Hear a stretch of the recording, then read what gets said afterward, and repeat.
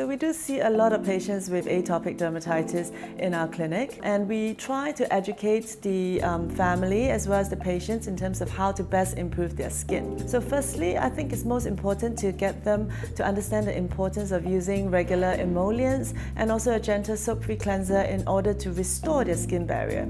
Secondly, we'll encourage them to treat any active eczema quickly using the appropriate strength topical steroids as well as steroid-free anti-inflammatory creams.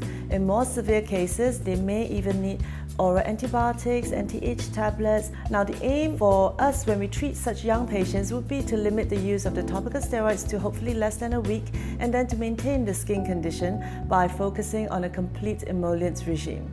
Now, there has been a clinical study done in Singapore in young children 6 months to 6 years, showing that a complete emollient regime consisting of physiological lipids of ceramides, cholesterol and free fatty acids in the correct ratio in order to replenish any depleted ceramides as well as to repair the defective skin barrier in eczema skin.